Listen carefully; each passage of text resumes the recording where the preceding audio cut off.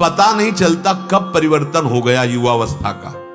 आज तक किसी ने तारीख नोट की कि आज इतने बजे से इतनी तिथि को मैं जवानी शुरू हो गई, पता नहीं चला। ऐसे वृद्धावस्था का पता नहीं चला कि इस तारीख से मेरी जवानी खत्म, मैं वृद्धावस्था को आ रहा हूं। तात्पर्य, जन्म से लेकर के शरीर की प्रतिपल अवस्था बदलती गई, परिवर्तन होता गया, तुम्हारी अवस्था शरीर का नाश होता गया, तुम नहीं जान पाए। ऐसे ही मृत्यु दशा आ जाएगी, तुम नहीं जान पाओगे। भूले हुए हो इस शरीर का जो कर्तव्य था भगवत प्राप्ति, इस शरीर से राग हटा देना, वो हटा नहीं पाए। प्रधान कर्तव्य नहीं कर, बोले कमा रहे हैं, खा रहे हैं, ब्याह है, बच्चों को पढ़ा लिखा रहे। आप ये साधारण धर्म का वर्णन कर रहे हैं, लेकिन आप असाधारण कार्य के लिए मनुष्य शरीर आपको मिला था, आप आए थे तत्व बोध करने के लिए, भगवत प्राप्ति के लिए। चाहे गृहस्थ धर्म में हो चाहे विरक्त धर्म में, दोनों का एक ही कर्तव्य है, भगवत तत्व का ज्ञान हो जाना, भगवत चरणारविंद में प्रेम हो जाना। शरीरधारी अर्थात आत्म तत्व शरीर से मैं अलग हूं ऐसा समझ ही नहीं पाया, यही माया का भ्रम हो गया। यद्यपि मृषा छूटति कठिनाई, वो दृष्टा देख रहा है पर अपने को समझ नहीं पा रहा कि मैं दृष्टा हूं। वो अपने को यही दृश्य समझ रहा है, जो देखने में आता है उसे दृश्य कहते हैं।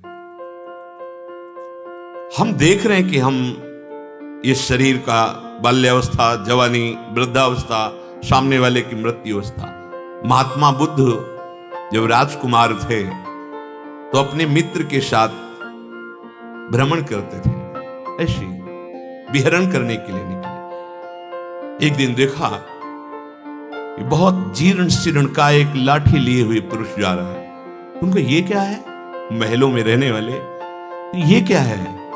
बोले राजकुमार, ये जो आपकी यौवन अवस्था है, इसके बाद ये अवस्था आती है। ऐसी अवस्था इस शरीर की आती है। दूसरे दिन देखा एक शव जा रहा था, रुकवाया, ये क्या है?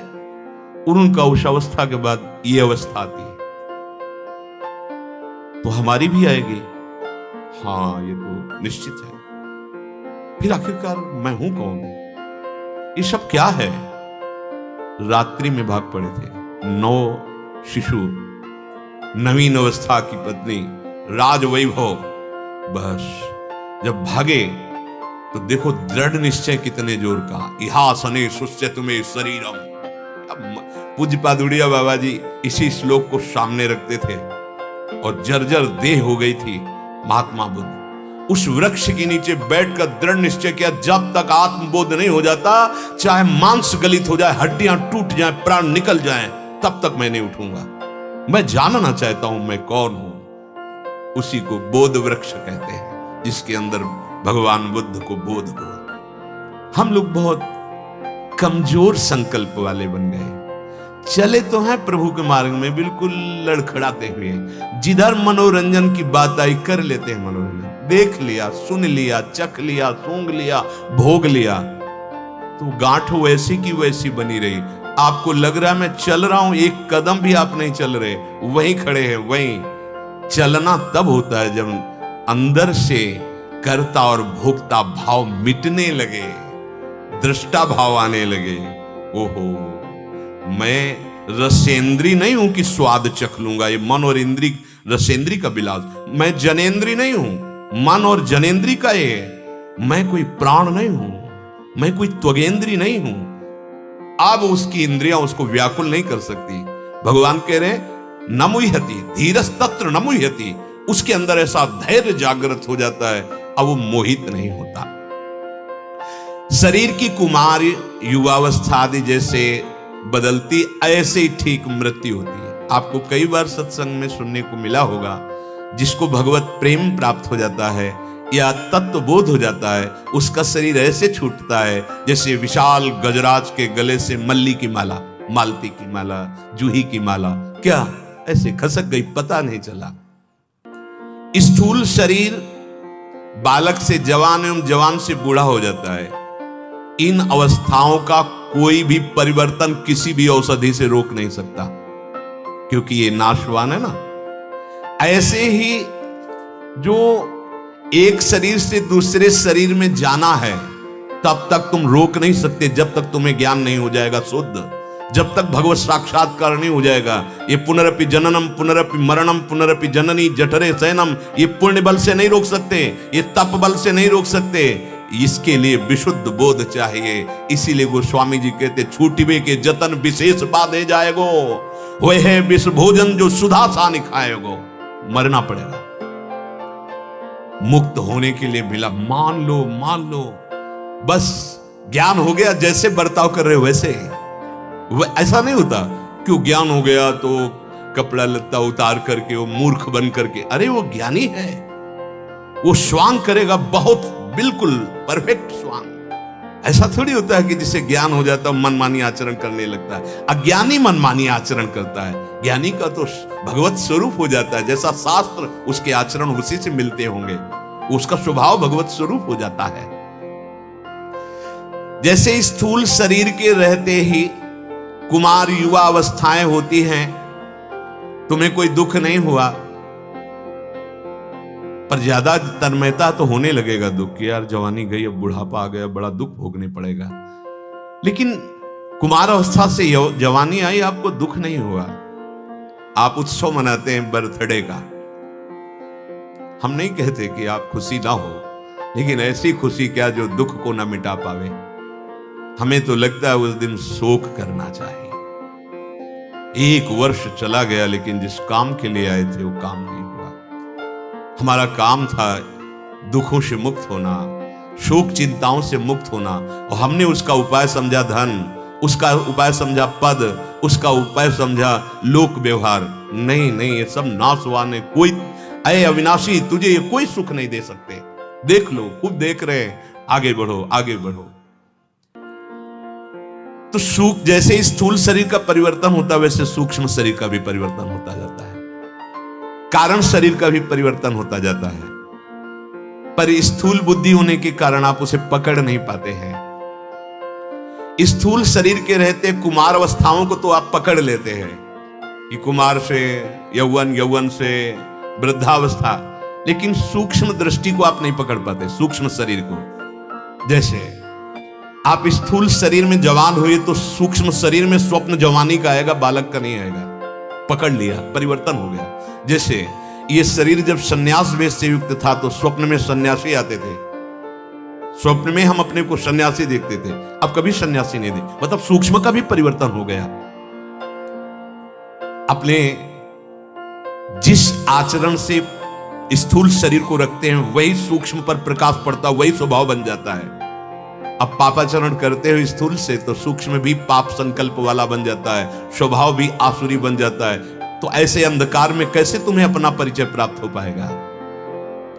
परिवर्तन तीन शरीरों का बराबर होता रहता है, स्थूल का भी और सूक्ष्म का भी और कारण का भी। सुषुप्ति, जब बाल्यावस्था में सोए बहुत गाढ़ निद्रा, यौवन में थोड़ा कम, और वृद्धावस्था में तो नींद की शिकायत ही हो जाती है। और ये कारण शरीर का लक्षण है, मतलब कारण शरीर का परिवर्तन हो गया।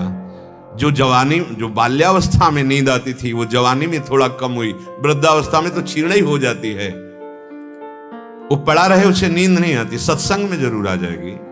सत्संग एक ऐसी औषधि है कि अगर सतोगुणी हो तो एकदम चेतना, और जैसे स्वाति का बूंद टपका पपीहा पी लिया, ऐसे रजोगुणी हो तो कुछ पकड़ोगे कुछ छोड़ दोगे, और तमोगुणी हो तो बिल्कुल पकड़ में नहीं आएगी, हां लार जरूर बहेगी, क्योंकि इसमें विश्राम मिलेगा। ये भागवतिक वातावरण है, जो नींद की गोली से भी नींद नहीं आएगी, वो यहां नींद आ जाएगी, विश्राम हो जाएगा। तो परिवर्तन हुआ स्थूल का भी, बाल्यावस्था, जवानी, बुढ़ापा। सूक्ष्म का भी परिवर्तन हुआ, लेकिन स्थूल, सूक्ष्म और कारण को जो तुम जान रहे, तुम्हारा परिवर्तन नहीं हुआ। तुम वही हो जो स्थूल को देख रहे हो, सूक्ष्म स्वप्न को देख रहे हो, कारण स्वभाव को भी देख रहे हो। देवता, पशु, पक्षी, किसी भी शरीर में देहाध्यास मिटाने का मार्ग नहीं है। इसीलिए देव दुर्लभ देही मनुष्य की कही गई है। आप अपने ऊपर कृपा कर लीजिए और तुम्हारा परिवर्तन नहीं होता, तुम्हें कोई मार नहीं सकता, तुम जीवन मुक्त हो, ऐसा अनुभव करने के लिए सत्संग के द्वारा प्राप्त विवेक का प्रयोग कीजिए, पापाचरण रोक दीजिए। वो तुम्हारे इस देहाभिमान को और मजबूत कर देगा। अंधकार में गांठ नहीं खुलती है, प्रकाश चाहिए। ज्ञान का प्रकाश होगा तो जड़ चेतन की ग्रंथि लगी ही नहीं थी, आप जीवन मुक्त हो जाएंगे। धीरस्तत्र न मुह्यति, धीर पुरुष वही कहा जाता है या तो भगवान के प्रेम को प्राप्त हो गया है या स्वरूप बोध हो गया, दूसरे को धीर नहीं कहते। रसेंद्री और जनेंद्री के वेग को केवल आत्मज्ञानी सह सकता है या भगवत प्रेमी, दूसरा पाखंड नहीं सह पाएगा। इतनी सामर्थ्य नहीं है। प्रमथन स्वभाव वाली इंद्रियां और प्रमथन स्वभाव वाला मन एक सेकंड में आपको विचार करने का अवसर न देते हुए भ्रष्ट कर देगा। दो ही स्थितियां, या तो प्रेम की प्राप्ति की प्रबल लालसा या प्रेम जिसको प्राप्त हो गया है, या ज्ञान की प्राप्ति का प्रबल जिज्ञासु या ज्ञान जिसको प्राप्त हो गया है, वही धैर्यवान रसेंद्री और जनेंद्री को अपने काबू में कर लेता है। और जिसकी रसेंद्री जनेंद्री काबू में होगा वो जितेंद्री आत्मबोध को प्राप्त हो जाता है। श्रद्धावान लभते ज्ञानम तत्परा संहितेंद्रिया, ज्ञान हुआ है इसका परिचय है कि तुमने अपनी इंद्रियों पर विजय प्राप्त कर ली। अगर इंद्रियां बहिर्मुख होकर भोगों में विचरण कर रही हैं तो अभी ज्ञान का भ्रम है, ज्ञान नहीं प्राप्त हुआ है। जिसको सत का बोध हो गया है वो असत का कैसे भोग कर सकता है, वो असत क्रियाओं में कैसे सुखानुभूति कर सकता है। ऐसा धीर उपासक कभी विषय उसे मोहित नहीं कर सकते, उसके हृदय में संदेह नहीं हो सकता कि इस भोग में सुख है। धीर मनुष्य देहांतर की प्राप्ति में मोहित नहीं होता। शरीर छूटने का समय आया, अब वो ऊंच नीच योनियों में नहीं जाएगा, अब उसे मृत्यु का दुख नहीं मिलेगा। ऐसे फूल जैसे खिसक गया, शरीर छूटा, अपने स्वरूप में स्थित पहले भी था, शांत समुद्र। और प्रेमी पहले ही अपने भावदेह को प्राप्त कर लेता है। तो जैसे सांप की केचुल छूटने पर उसे कोई कष्ट नहीं होता, ऐसे प्रेमी को शरीर छूटने पर कोई कष्ट नहीं होता। धीरस्तत्र न मुह्यति, भगवान कहते हैं धीर पुरुष कभी इन आने जाने वाले शरीरों के बदलने पर मोहित नहीं होता। वो वही तुम हो। ये जो मान लिया है कि बहुत ऊंची बात है वो तुम्हारी बात है, किसी और की बात नहीं है। तुम अपने को शरीर मान करके इतने कमजोर हो गए हो, हम नहीं जी सकते। कल किसी ने कहा कि विषय भोग तो नहीं छोड़ सकता, कोई ऐसा उपाय हो कि विषय भोगते हुए भगवान मिल जाए। कहना पड़ता है हाँ तुम राधा राधा जपो। क्यों? तुम कमजोर हो गए हो। पहले तुम ये महाबल अंदर धारण करो, फिर तुम्हें ऐसी स्थिति प्राप्त हो जाएगी कि रुचेगा ही नहीं। अगर उसको कह दे ऐसे तो भगवत प्राप्ति नहीं हो सकती, नहीं है उपाय। तुम विषय भोगों में लगे हो ना, ठीक है, उसे सुख मान रहे हो ना, ठीक है, डालो ये औषधि अपने हृदय में, राधा राधा राधा राधा। अब ये ज्ञान प्रकाश करेगी और फिर आप देख पाओगे कि आपको जलन पैदा होने लगेगी भोगों में। जलन नहीं, ग्लानि होने लगी, मैंने क्यों किया, नहीं इसमें सार वस्तु नहीं है, बस आ गए ऊंचाई पर, ये सार वस्तु नहीं है, मेरे से गलती हो गई, मैं कभी नहीं करूंगा। हम देखते हैं जो अच्छे उपासक हैं, देखते हैं कि उनको पश्चाताप होने लगता है, उनको ये लगता है कभी नहीं। जिन भोगों के लिए तुम पापाचरण करते हो उन भोग के लिए वो दृढ़ता पूर्वक शपथ खाते हैं, मैं कभी नहीं भोगूंगा। ये क्या आ गया? अनंत जन्मों से इसी में फंसा हुआ जीव ये क्या बोल रहा है कि मुझे नहीं चाहिए, मैं नहीं करूंगा, मैं नहीं भोगूंगा। अंदर आने लगा, जीत गया। अनंत काल से माया ने परास्त कर रखा था, आज राधा नाम ने जिता दिया। उसके अंदर आने लगा, नहीं मुझे चाहिए और जाहि न चाहे कबहु कछु, तुम सन सहज सने प्रकाशित हो गए, बसहु निरंतर तासुर सुर राउर निज के। श्री भगवान कह रहे हैं संभलो, इस शरीर के भोगों में तुम फंस कर अपना नाश कर दिए हो, संभलो। मात्रा स्पर्शास्तु कौन्तेय शीतोष्ण सुख दुख दाह, आगमा पायनो अनित्यास तास्तितिक्षस्व भारत। हे कुंती नंदन, इंद्रियों के विषय ये जड़ पदार्थ हैं, तुझ आत्म स्वरूप को एक कभी सुख नहीं दे सकते। आज तक किसी को मिला हो तो बताना। कल एक महानुभाव प्रश्न कर रहे थे, तो हमने पूछा भक्ति का परिणाम क्या आप मानते हैं? तो उनका विषय भोग, संसार की सुख सुविधाएं। गलत, गलत। भक्ति का परिणाम है ब्रह्मादिक के भोग सब विषम लागता है, असलियत आ जाती है। भक्ति का परिणाम है विषय भोग, निद्रा, हंसी, जगत प्रीति, बहुबात, ये अच्छा ही नहीं लगता। भक्ति का परिणाम है नहीं खान पान ते भावे है, नहीं कोमल वसन सुहावे है, सब विषय लगे ते खारा है, हरिम आशिक का मग न्यारा है। कैसी उल्टी बुद्धि हमारी हो गई। हम भक्ति का परिणाम समझते हैं विषय भोग, अनुकूलता, और भगवान यहां आदेश कर रहे हैं, मात्रा स्पर्शास्तु कौन्तेय शीतोष्ण सुख दुखदाह। मात्रा स्पर्श, मात्रा का मतलब होता है तौल नाप। कितनी मात्रा में आप ये दे रहे हैं, आप कितनी मात्रा में ये ले रहे हैं, तो मात्रा का मतलब होता है माप, अर्थात जिनसे हमें ज्ञान होता है। इंद्रियों से, मन से हमें भोगों का ज्ञान होता है। इंद्रिय और मन का संबोधन अंतःकरण चतुष्टय से पूरा हो जाता है, एक ही है। वो जब निश्चय करता तो बुद्धि, संकल्प विकल्प करता है तो मन, चिंतन करता है तो चित्त, और क्रिया का कर्ता भोक्ता बनता है तो अहंकार। ये इंद्रिय और अंतःकरण ने आपको ठग लिया है। आप न करता है न भोगता है। बड़ा अमृतमय शब्द है। अब ये अपने लोगों ने आजकल भक्ति का स्वरूप केवल इतना समझ लिया, अगरबत्ती लगा दिया, दीपक जला दिया, भोग लगा दिया। आनंद जो परमानंद, विज्ञानानंद, प्रेमानंद है, उसका अनुभव करने के लिए भक्ति है भाई। ये ज्ञान उसका अनुभव करने के लिए, वो तुम्हारा स्वरूप है, वो तुम हो। तुम अपने को भूल कर, देह मानकर विषयों में अनंत जन्म व्यतीत हो गए, तुम सुखी नहीं हुए, नहीं हो गए। विश्वास मान लीजिए, ये माया का भ्रम है। ये जब तक भ्रम नहीं जाएगा तब तक तुम सुखी नहीं हो सकते। चिंता, शोक, भय, मृत्यु, ये बार बार हमको सताते रहेंगे।